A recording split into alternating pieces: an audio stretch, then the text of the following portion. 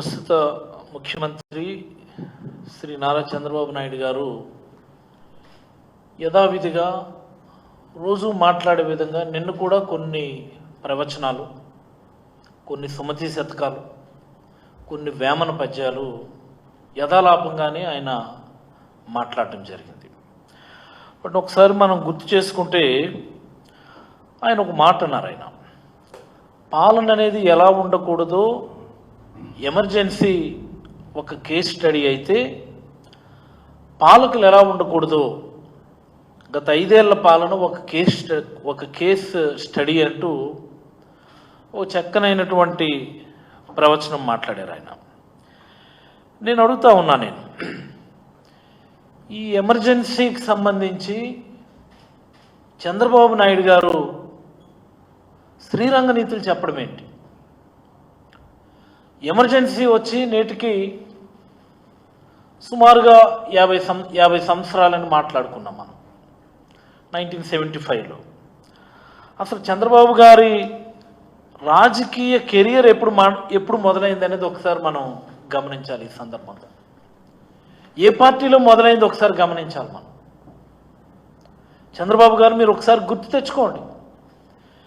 మీరు 1975లోనే Indian youth కాంగ్రెస్లో మీరు జాయిన్ అయ్యారు. మీరు ఏ సంవత్సరం అయితే ఎమర్జెన్సీ ఇంపోజ్ చేశారో అదే సంవత్సరం మీరు అధికారికంగా ఇండియన్ నేషనల్ కాంగ్రెస్లో జాయిన్ అయ్యారు. మీరు ఈ విషయాన్ని మీరు మర్చిపోతే ఎలాగా? అండ్ మోస్ట్ ఇంపార్టెంట్లీ సంజయ్ గాంధీకి ఎమర్జెన్సీ ఇంపోజ్ చేయించినటువంటి సంజయ్ గాంధీకి ప్రధానమైనటువంటి సపోర్టర్గా మీరు ఆ రోజు ఉన్నారు. మీరు ఈ దేశంలో ఎమర్జెన్సీ ఇంపోజ్ చేయటానికి కారణమైనటువంటి వ్యక్తులకు ముఖ్య అనుచరుడుగా ఉండి ఈ రాష్ట్రంలో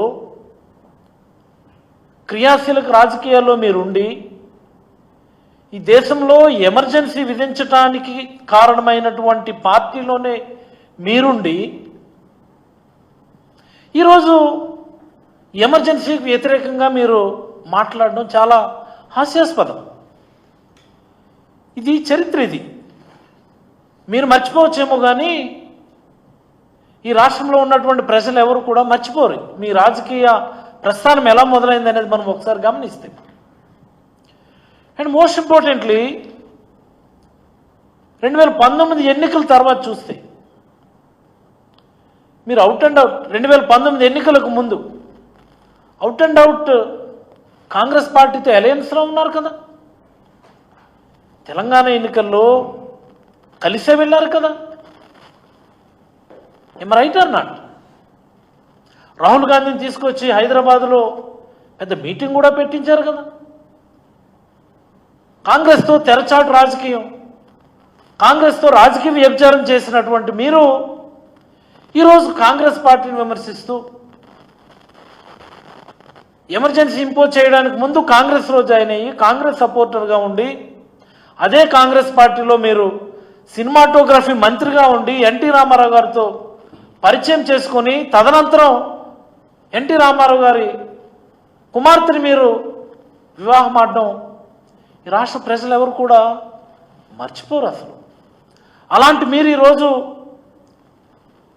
50 సంవత్సరాల సందర్భంగా మళ్ళీ వచ్చి చీకటి పాలన, డార్క్ డేస్ అంటూ ప్రవచనాలు, సూక్తులు ఇవన్నీ చెప్తా ఉంటే చాలా ఆశ్చర్యం అనిపిస్తుంది. అప్పటి ఎమర్జెన్సీ కాలం ఎలా ఉందో మాలాంటి జనరేషన్కి తెలియకపోవచ్చు. బట్ ఈరోజు చాలా స్పష్టంగా ఎమర్జెన్సీ అనేది ఎలా ఉండేది, దేశం మొత్తం మీద ఎమర్జెన్సీ ఎలా ఉండేది అనేది ఈరోజు చాలా స్పష్టంగా ఆంధ్రప్రదేశ్ రాష్ట్రంలో కనిపిస్తూ ఉంది. అప్పటికి ఇప్పటికీ తేడాంతో ఒకటే. ఆ రోజు ఎమర్జెన్సీ అని డిక్లేర్ చేశారు, ఈరోజు డిక్లేర్ చేయలేదు. That's the only difference. Otherwise rest of the administration ఎమర్జెన్సీలో ఎలా ఉండేదో యాజ్ ఇట్ ఈజ్గా దాన్ని మీరు రెప్లికేట్ చేశారని, మరి 40-50 సంవత్సరాల అనుభవాన్ని ఏదైతే మీ రాజకీయ జీవితం ప్రారంభంలో మీరున్నటువంటి అప్పటి కాంగ్రెస్ పార్టీ దేశ ప్రజల మీద మోపిందో, ఇప్పుడు మళ్ళీ 50 సంవత్సరాల తర్వాత మళ్ళీ మీరు ఈ ఆంధ్రప్రదేశ్ ప్రజల మీద ఆ ప్రతాపాన్ని చూపిస్తున్నారని ఈ సందర్భంగా నేనైతే అభిప్రాయపడతా ఉన్నాను. ఎక్కడన్నా ఈ రాష్ట్రంలో రాజకీయ హక్కులు ఉన్నాయా, మానవ హక్కులు ఉన్నాయా, పౌరులకు ఉన్నటువంటి హక్కులు ఎక్కడైనా ఎవరైనా రక్షించగలిగే పరిస్థితి ఉందా? ఒక పిచ్చి మంత్రి చెప్తున్నటువంటి రాజ్యాంగం చాలా గొప్పగా చెప్తున్నాడు ఆయన. రెడ్ బుక్ రాజ్యాంగం, రెడ్ బుక్ అంటే దడుచుకుంటున్నారు, రెడ్ బుక్ అంటే ఉచ్చబోసుకుంటున్నారు, రెడ్ బుక్ అంటే హార్ట్ అటాక్ వస్తుంది. Is it not a replica of emergency? Is it not another mode of emergency? ఇది కాదా ఎమర్జెన్సీ అంటే? అప్రకటిత ఎమర్జెన్సీ కాదా? ఎక్కడైనా పోలీస్ చట్టాన్ని ఫాలో అవుతున్నారా? పోలీస్ మాన్యువల్ని ఎక్కడైనా వాళ్ళు ఇంప్లిమెంట్ చేస్తున్నారా? రాష్ట్ర వ్యాప్తంగా ఎక్కడ పడితే అక్కడ తప్పుడు కేసులు పెడతా ఉన్నారు. ఆ తప్పుడు కేసులు స్ట్రెంగ్థెన్ చేయడానికి తప్పుడు సాక్ష్యాలని సృష్టిస్తూ ఉన్నారు. ఎంత దారుణం అంటే, బేసిక్ అరెస్ట్ చేసిన 24 గంటల్లో కోర్టులో హాజరుపరచాలన్నటువంటి కనీస నిబంధన ఇప్పటి వరకు మీరు పెట్టినటువంటి ఈ వేలాది కేసుల్లో ఈ 1 ఇయర్లో మీరు ఎక్కడన్నా దాన్ని ఫాలో అవుతున్నారా? కనీసం 24 గంటల్లో కోర్టులో హాజరుపరచాలన్నటువంటి కనీస నిబంధనని ఎక్కడన్నా మీరు ఫాలో అవుతున్నారా? చిన్న చిన్న విషయాలకి కూడా 3rd డిగ్రీ మీరు ప్రయోగిస్తూ ఉన్నారు. చిత్రహింసలు, కోర్టులు ఎంత దారుణమైన విషయం. ఎందుకు ఇది ఎమర్జెన్సీ కాలం? ఎందుకు ఇది చీకటి కాలం? ఈ ఆంధ్రప్రదేశ్లో ఈ 5 ఏళ్ళు ఎందుకు చీకటి కాలం, చీకటి అధ్యాయం అని మాట్లాడుతూ ఉన్నామంటే, కోర్టులు సీసీ ఫుటేజ్ అడిగితే, సాక్షాత్తు హైకోర్టు సీసీ ఫుటేజ్ అడిగితే ఎక్కడన్నా మీరు కోర్టులకు సబ్మిట్ చేశారా? పక్కదో పట్టించలేదా? ఎక్కడుంది కాన్స్టిట్యూషనాలిటీ? ఇక్కడ ఎక్కడుంది లీగాలిటీ ఈ రాష్ట్రంలో? దీన్నే ఎమర్జెన్సీ అంటారని నేనైతే చాలా బలంగా అభిప్రాయపడతా ఉన్నాను. పౌరులకు ఉన్నటువంటి ప్రాథమిక హక్కుల్ని ఎవరైనా ప్రశ్నిస్తే చాలు తిరిగి వాళ్ళ మీద కేసులు పెట్టడం, రాజకీయ పార్టీలు ప్రశ్నిస్తే చాలు వాళ్ళ మీద కేసులు పెట్టడం, ఎవరైనా సరే గొంతు తెరిచి మాట్లాడితే చాలు తప్పుడు కేసు పెట్టి వెంటనే 3rd డిగ్రీ ప్రయోగించడం. సాక్షాత్తు ముఖ్యమంత్రి స్థాయి వ్యక్తి అబద్ధాలు ఆడుతూ తను చెప్పినటువంటి సూపర్ 6 హామీల్లో ఏ ఒక్క హామీని పూర్తి స్థాయిలో అమలు పరచలేక మీడియాలో మాట్లాడుతూ సూపర్ 6 అమలు చేసే సమయం అని చెప్తూ, కాదని ఎవరైనా అంటే వాళ్ళ నాలుక మందం, ఎలా మీరు ప్రశ్నిస్తారు అని మాట్లాడుతూ ఉన్నారు. అంటే ఏ స్థాయికి అణచివేత కార్యక్రమం వెళ్ళిపోయింది అనేది ఒకసారి గమనించాలని నేనైతే ప్రజలందరినీ కోరుతా ఉన్నాను. మరి ఇలాంటి అప్రకటిత ఎమర్జెన్సీని ఈ రాష్ట్రంలో ఇంప్లిమెంట్ చేస్తున్నది ఎవరు? చంద్రబాబు గారు కాదా? చంద్రబాబు గారు కాదా అని నేను అడుగుతా ఉన్నాను. మరి అలాంటి చంద్రబాబు గారు అధికారమేమో ఆయన పిల్లరాజు చేతుల్లో పెట్టాడు. పూర్తిగా పిల్లరాజు చేతుల్లో పూర్తిగా అధికారం పెట్టి ఏది నచ్చితే చేయమని చెప్పి అధికారాలు ఇచ్చున్నారు. అలాంటి వ్యక్తులు ఈరోజు ఎమర్జెన్సీ గురించి మాట్లాడుతూ ఉంటే చాలా ఆశ్చర్యం అనిపిస్తూ ఉంటుంది. అసలు ఇలాంటి సందర్భంలో కూడా ఇంకో మాట మాట్లాడారండి చంద్రబాబు నాయుడు గారు. ఆ భూతాన్ని మళ్ళీ రానివ్వం, ఆ భూతాన్ని మళ్ళీ రానివ్వం. మళ్ళీ అలాంటి పరిస్థితులు ఈ రాష్ట్రంలో పునరావృతం కానివ్వమని ఆయన మాట్లాడుతూ ఉన్నారు. ఎవరండి భూతం? నాకు అర్థం కాదు. ఎవరు భూతం? ఈ రాష్ట్రంలో అత్యంత దయనీయమైనటువంటి పరిస్థితులు ఈరోజు ఉన్నాయా, లేకపోతే జగన్మోహన్ రెడ్డి గారి హయాంలో ఉన్నాయా? మోస్ట్ ఇంపార్టెంట్లీ ఈ మాట చంద్రబాబు గారు అన్నది పారిశ్రామికవేత్తల సమావేశం, ఫిక్కీ సమావేశంలో ఆయన మాట్లాడుతూ ఆ భూతాన్ని తిరిగి రానివ్వమని చెప్పి మాట్లాడుతూ ఉన్నారు. ఆయన అయ్యా చంద్రబాబు గారు, పారిశ్రామికవేత్తల్ని భయపెడుతున్నదేమో, పారిశ్రామికవేత్తల్ని భయాందోళనకి గురి చేస్తున్నదేమో. ఒక్కసారి ఈ 1 yearలో మీరు చేసినటువంటి అకృత్య, పారిశ్రామికవేత్తల మీద మీరు చేస్తున్నటువంటి దాడులు, మీ మనుషులు చేస్తున్నటువంటి దాడులు ఒక్కసారి మనం రీక్యాప్ చేద్దాం. మనం ఒకసారి ఆ జమ్మలమడుగు ఏరియాలో దేశంలోనే పేరుగాంచినటువంటి పారిశ్రామికవేత్త అదానీ గ్రూప్ వాళ్ళది పంప్డ్ స్టోరేజ్కి సంబంధించినటువంటి ఆఫీస్ మీద ఎవరు దాడులు చేశారు? ఎవరు దాడులు చేశారు? ఎంత దారుణమైనటువంటి విషయం అంటే, ఒక పారిశ్రామికవేత్త హైకోర్టుకు వెళ్ళి నాకు రక్షణ కల్పించండి అన్నటువంటి స్థితికి ఈ రాష్ట్రాన్ని తీసుకొచ్చారు అంటే చంద్రబాబు నాయుడు గారికి ఇది కనబడదు. చంద్రబాబు నాయుడు గారు దీని గురించి మాట్లాడరు. మళ్ళీ ఇదే చంద్రబాబు నాయుడు గారు పారిశ్రామికవేత్తల దగ్గరికి వెళ్ళి అరాచక పాలన మళ్ళీ నేను రానివ్వను అంటారు. ఇంతకంటే అరాచక పాలన ఇంకోటి ఉంటుందా? ఇంతకంటే దౌర్భాగ్యం ఇంకోటి ఉంటుందా? జేఎస్డబ్ల్యూ జిందాల్ స్టీల్స్ నవీన్ జిందాల్ని ఎవరు భయపెట్టారు?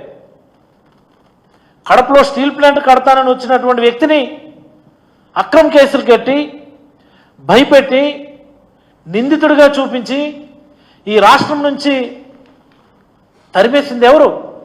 చంద్రబాబు గారు కాదా? ఎవరు భూతం? ఏం మాట్లాడుతున్నారు మీరు? ఎక్కడికి వెళ్ళి మాట్లాడుతున్నారు మీరు?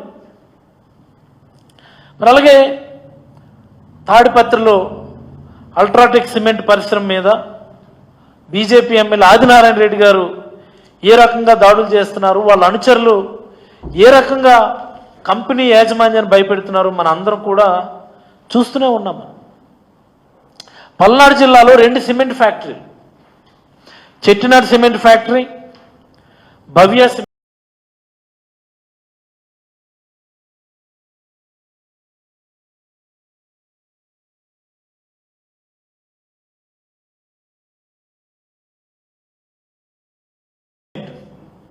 ఇద్దరు కూడా వాళ్ళ సిమెంట్ ఫ్యాక్టరీలకి తాళాలు వేస్తారు.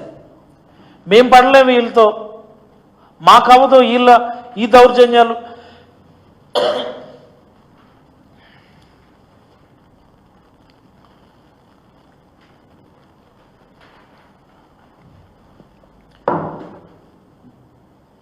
అక్కడ ఉన్నటువంటి ఎమ్మెల్యే ఎరపతినేని శ్రీనివాసరావు గారు వాళ్ళ అనుచరుల యొక్క దందాలు బెదిరింపులు పడలేక 2 సిమెంట్ ఫ్యాక్టరీలు కూడా తాళాలు వేస్తారు వాళ్ళు.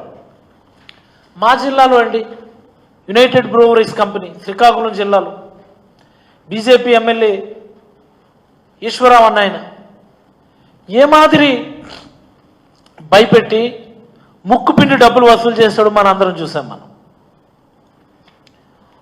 నేషనల్ హైవే కాంట్రాక్టుల కోసమని వాళ్ళ ఎంపీ సీఎం రమేష్, ఆదినారాయణ రెడ్డి వాళ్ళ ఫాలోవర్స్ ఎలా కొట్టుకున్నారో మన అందరం చూసాం. మనం దాల్మియా సిమెంట్స్ వాళ్ళ మీద సుమారుగా 790 కోట్లు వాళ్ళ ఆస్తులను జప్తు చేయించే విధంగా ఈ ప్రభుత్వం కుట్ర పన్నింది. మై హోమ్ సిమెంట్స్ పైన వాళ్ళ గనులు తవ్వకాల మీద అనేకమైనటువంటి ఆంక్షలు పెట్టారు. మై హోమ్ సిమెంట్స్ టీవీ9 యాజమాన్యానికి సంబంధించినటువంటి వాళ్ళకు సంబంధించినటువంటి కంపెనీ సిమెంట్స్కి సంబంధించినటువంటి గనులు వాళ్ళ తవ్వకాలపైన అనేకమైనటువంటి ఆంక్షలు పెట్టినారు. ఎంత దౌర్భాగ్యం! అనకాపల్లి జిల్లా కోకోకోలా కంపెనీ వాళ్ళ మీద అక్కడ ఉన్నటువంటి జనసేన ఎమ్మెల్యే విజయ్ కుమార్ దాడులు చేయించలేదు. ఇప్పుడు లేటెస్ట్గా సరికొత్త ప్రయోగం నకిలీ స్టాంపులు. అంటే ఎవడో ఎమ్మెల్యే సురేంద్రబాబు. ఇలాంటి ఆలోచనలు ఎవరికైనా వస్తాయా? ఇలాంటి ప్రయోగాలు ఎవరైనా చేయగలరా? చికెన్ ట్యాక్స్, చికెన్ అమ్మకాల మీద కేజీకి 10 రూపాయలట. లిక్కర్ అమ్మకాల మీద లోకల్ జిఎస్టీ ప్రతి బాటిల్ పైన 10 రూపాయలట. కృష్ణపట్నం పోర్టు యాజమాన్యం మీద ఏ రకంగా దాడులు చేశారో మనందరం చూసాం. మనం పారిశ్రామికవేత్తల మీద దాడులు చేస్తూ, పారిశ్రామికవేత్తల్ని భయపెడుతూ, పారిశ్రామికవేత్తల్ని ఈ రాష్ట్రం నుంచి తరిమేస్తూ, మళ్ళీ అదే పారిశ్రామికవేత్తల దగ్గరికి వెళ్ళి జగన్మోహన్ రెడ్డి గారి పరిపాలన భూతం లాంటిది, ఆ భూతాన్ని మళ్ళీ రానుందని చెప్పి మాట్లాడుతున్నటువంటి అతిపెద్ద భూతం నారా చంద్రబాబు నాయుడు గారిని ఈ సందర్భంగా నేనైతే అభిప్రాయపడతా ఉన్నాను. ఏ మాదిరి జగన్మోహన్ రెడ్డి గారి మీద విష ప్రచారం చేస్తున్నారు మనందరికీ తెలుసు. ఏ మాదిరి జగన్మోహన్ రెడ్డి గారిని దోషిగా నిలబెట్టడానికి, జగన్మోహన్ రెడ్డి గారిని ఎలాగైనా సరే జైలులో పెట్టించేయడానికని ఎలా ప్రచారం చేస్తున్నారో మనందరం చూస్తున్నాం. మనం మొన్న జరిగినటువంటి యాక్సిడెంట్, సింగయ్య అనేటటువంటి వ్యక్తి పల్నాడు జిల్లా టూర్కి వెళ్తున్నప్పుడు యాక్సిడెంట్ అయి చనిపోయినాడు. చనిపోయిన రోజే ఎస్పీ మీడియా ముందుకు వచ్చి పలానా వెహికల్ కింద ఆ వ్యక్తి పడ్డాడు, గాయాలయ్యాయి, ఆసుపత్రికి తీసుకెళ్ళాం, ఆసుపత్రికి తీసుకెళ్ళిన తర్వాత చనిపోయాడని చెప్పి ఆ పర్టికులర్ వెహికల్ డ్రైవర్ మీద ఎఫ్ఐఆర్ నమోదు చేశారు. ఎప్పుడైతే యోగాంధ్ర ఫెయిల్ అయిందో, ఈ యోగాంధ్ర వల్ల తూర్పుకి తిరిగి దండం పెట్టుకోవడం తప్ప నయ పైసా ఉపయోగం లేదని చెప్పి ప్రజలందరికీ అర్థమైందో, ఎప్పుడైతే యోగాంధ్ర అంటే 300 కోట్లు ఖర్చు పెట్టి ప్రభుత్వ ఖజానాని దుర్వినియోగం చేస్తున్నారని ప్రజలకు అర్థమైందో, వెంటనే ఒక ఫేక్ వీడియో తీసుకొని వచ్చారు. Whether it is real are fake, still it is uncertain. Whether it is real are fake, it is uncertain even till now. అయినా సరే అది జగన్మోహన్ రెడ్డి గారు కూర్చున్న కారే కాబట్టి డ్రైవింగ్ చేస్తున్న డ్రైవర్ మీద కేసులు కాకుండా కారులో ఉన్నటువంటి వ్యక్తుల మీద కూడా కేసులు పెడతాము అని చెప్పి జగన్మోహన్ రెడ్డి గారిని కూడా అందరూ నిందితుడిగా చేర్చారు. నేను అడుగుతా ఉన్నా జిల్లా ఎస్పీని, ఈ ప్రభుత్వాన్ని, చంద్రబాబు నాయుడు గారిని, ఈ హోంమంత్రిని, ఎస్పీ గారు ముందు చెప్పినటువంటి కారు యాక్సిడెంట్ చేసుంటే దానికి మాత్రం బాధ్యుడు డ్రైవర్, ఆ కారు ఓనరు దానికి బాధ్యుడు కాదు, కారులో కూర్చున్న వాళ్ళు కూడా దానికి సంబంధం లేదు. అప్పుడు మాత్రం ఓన్లీ డ్రైవర్ ఒక్కడే బాధ్యుడు. ఈరోజు ఫేక్ వీడియోలో అది జగన్మోహన్ రెడ్డి గారు కారు అని అంటున్నారు కాబట్టి, కేవలం జగన్మోహన్ రెడ్డి గారు కారులో ప్రయాణిస్తున్నారు కాబట్టి ఇప్పుడు డ్రైవర్తో పాటు కారు ఓనరు, కారులో కూర్చున్నోళ్ళు జగన్మోహన్ రెడ్డి గారు కూడా నిందితులు. అంటే 3 రోజుల్లోనే చట్టం మారిపోయిందా? 3 రోజుల్లోనే నిబంధనలు మారిపోయా? ఎవడో బయటోడు గుద్దేసి వెళ్ళిపోతే డ్రైవర్ ఒక్కడే దానికి బాధ్యుడు, యజమానికి సంబంధం లేదు, కారులో కూర్చున్న వాళ్ళకి సంబంధం లేదు. ఒకవేళ జగన్మోహన్ రెడ్డి గారు కారు అనుకోండి, డ్రైవర్తో పాటు జగన్మోహన్ రెడ్డి గారితో పాటు యజమానితో పాటు కారులో కూర్చున్న వాళ్ళందరూ కూడా దానికి బాధ్యులు. ఇది ఎక్కడ న్యాయం అండి? ఇది ఎక్కడ చట్టం? ఇది 3 రోజులు 4 రోజులకే చట్టాలు మారిపోతాయా? మన వీడియోలో చాలా స్పష్టంగా మనకు తెలుస్తుంది. కారు ఎంత జస్ట్ 1 or 2 feet కూడా మూవ్ అవ్వాలి. పోలీసులు భద్రతా వైఫల్యం వల్ల, ఇఫ్ ఇట్ ఈజ్ రియల్ అనుకుంటే, ఒకవేళ ఇది నిజం అనుకుంటే, ఒక అరడుగో పావడుగో లేకపోతే ఒక అడుగు దూరం మాత్రమే కారు ప్రయాణించినట్టుగా మనకు తెలుస్తుంది. కానీ కోర్టుకి వీళ్ళు సబ్మిట్ చేసినటువంటి రిపోర్ట్లో వీళ్ళు ఏం రాస్తున్నారండి? As per the statement of the witnesses and summing of the total evidence, it is clear that A1 to A6 clearly knew that while taking turn due to speedy driving, even though it is known that people can die if they fall under the car, A2 to A6 in the car instructed A1, that is the driver, to drive faster, due to which A1 drove the car bearing number so and so at high speed while the crowdy conditions. While taking turn, the deceased fell under the car of A1 to A6 as A2 to A6 in the car hurrying A1 to haste through the public.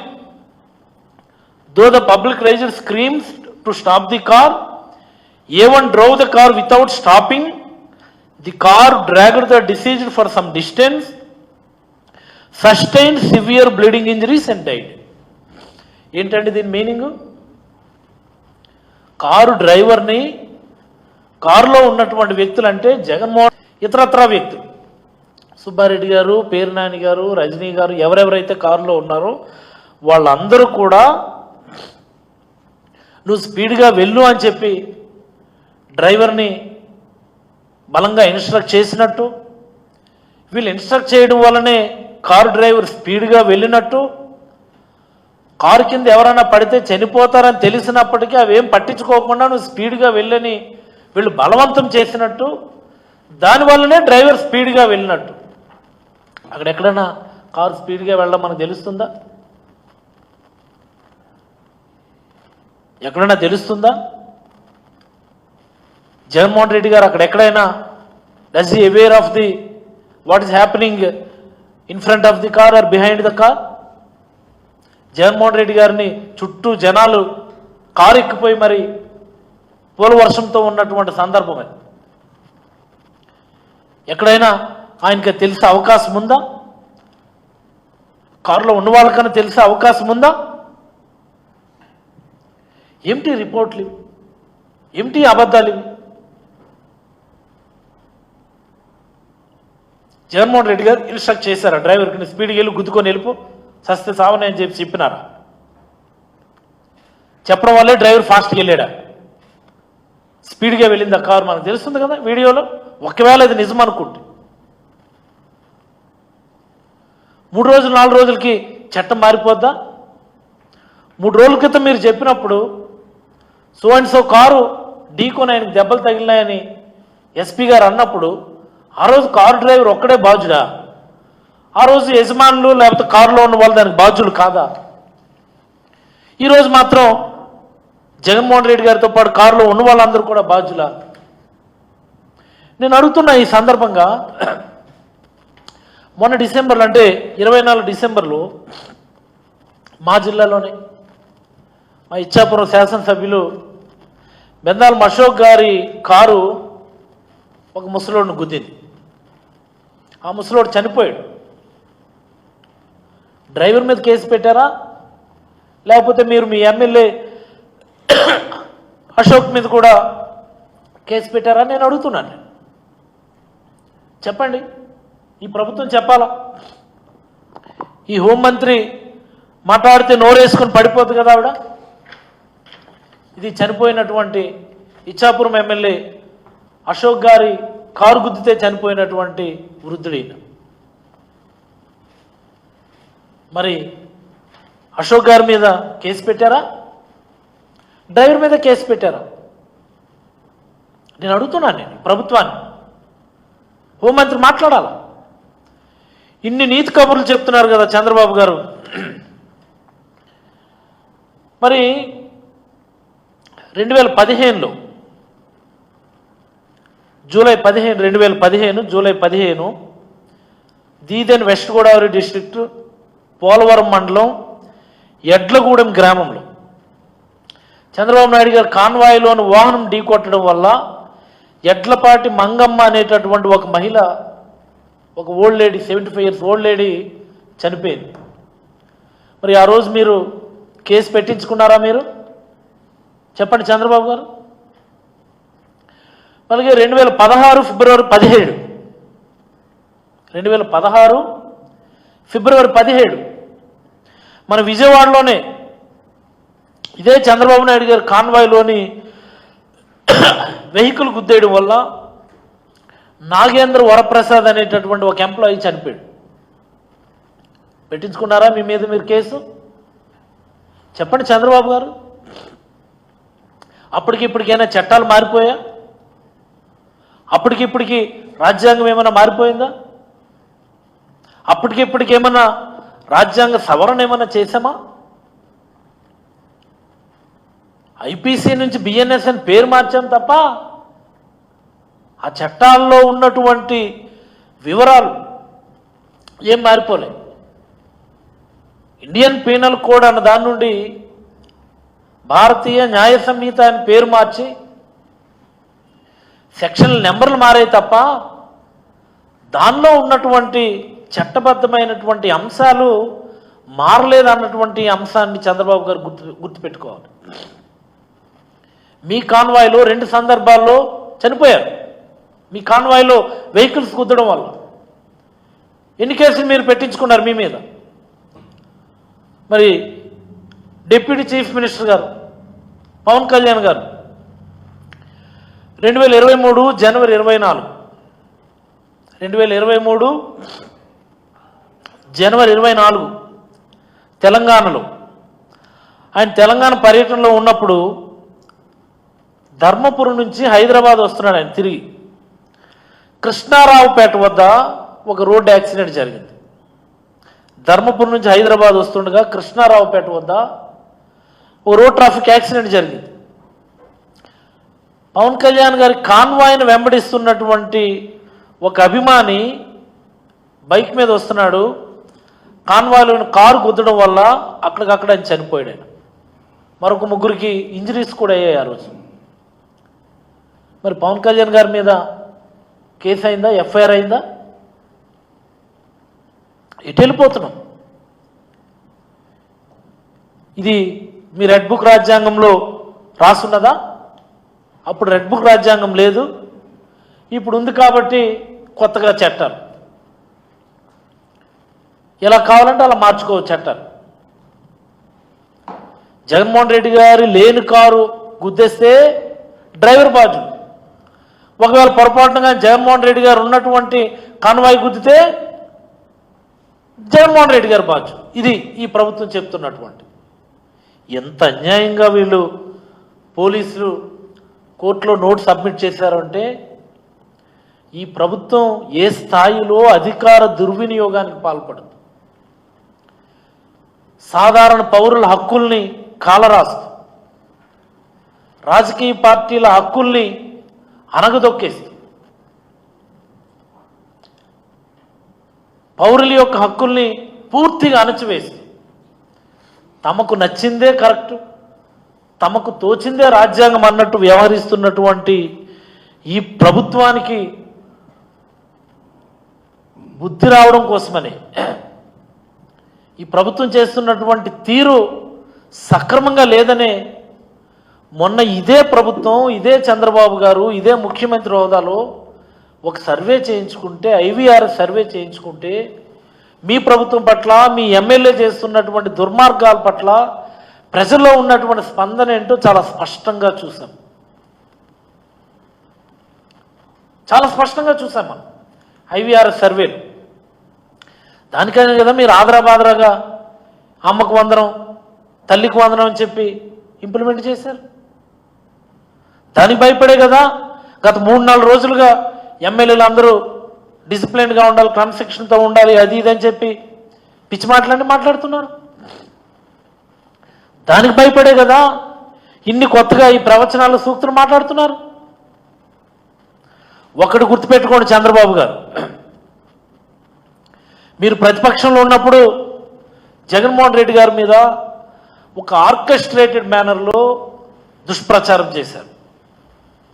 మీరు అధికారంలోకి వచ్చి 1 year అయింది, ఇప్పటికీ కూడా అదే దుష్ప్రచారాన్ని కొనసాగిస్తూ ఉన్నారు. మీ యొక్క ఆలోచన చాలా స్పష్టంగా ప్రజలకు అర్థమవుతా ఉంది. ప్రతిపక్షాన్ని నిర్వీర్యం చేసి, ప్రతిపక్షాన్ని క్యారెక్టర్ అసాసినేషన్ చేసి, ప్రతిపక్ష నాయకులను డిమోరలైజ్ చేసి మీరు గెలవాలనుకుంటున్నారే తప్ప ఎక్కడ మీ యొక్క స్టేచర్ని పెంచుకోను, పరిపాలనని మంచిగా చేసి ప్రజల నుంచి మంచి మార్కులు సంపాదించి మళ్ళీ అధికారంలోకి వద్దామన్నటువంటి ఆలోచన ఎక్కడా లేదు. కేవలం ప్రతిపక్షాన్ని భూతంగా చూపించి మళ్ళీ దాన్ని అడ్వాంటేజ్ తీసుకోవడానికి మీరు చేస్తున్నటువంటి ఈ ప్రయత్నం ఇప్పటికే ప్రజలందరికీ, ముఖ్యంగా చదువుకున్న వాళ్ళకి, విద్యావంతులకి, మేధావులకి, ఉద్యోగస్తులందరికీ కూడా ఇప్పటికే ఇది అర్థమైందని, ఇకనైనా మీ పద్ధతి మార్చుకోకపోతే, ఇప్పటికే జగన్మోహన్ రెడ్డి గారు ప్రజల్లోకి రావడం మొదలుపెట్టారు. ప్రజల్లో స్పందన చూస్తున్నాం. మీ అణచివేతని తోసిరాజని, మీ యొక్క ఉక్కు పాదాన్ని పక్కకు పెట్టి మరి ప్రజలందరూ కూడా ఎలా ఆయన కార్యక్రమాలకు వస్తున్నారో మనం చూసాం. రాబోయే రోజుల్లో మీకు మంచి గుణపాఠం దొరుకుతుందని ఈ సందర్భంగా తెలియజేస్తూ, పరిపాలనలో మార్పులు రావాలి. రాజ్యాంగం అంటే ఒకటే, అంబేద్కర్ గారు రాసిన రాజ్యాంగం. ఇలాంటి దిక్కుమాలిన, పనికిమాలిన రెడ్ బుక్ రాజ్యాంగాలని పేరు పెట్టి ప్రజలను భయభ్రాంతులకు గురి చేసేటటువంటి ఏ నాయకుడు కూడా, ఏ నియంత కూడా చరిత్రలో ఎల్లకాలం మనలేదన్నటువంటి విషయాన్ని గుర్తు చేసుకొని పరిపాలన చేయాలని మనస్ఫూర్తిగా కోరుతూ సెలవు తీసుకుంటా ఉన్నాం. Any questions, any feedback?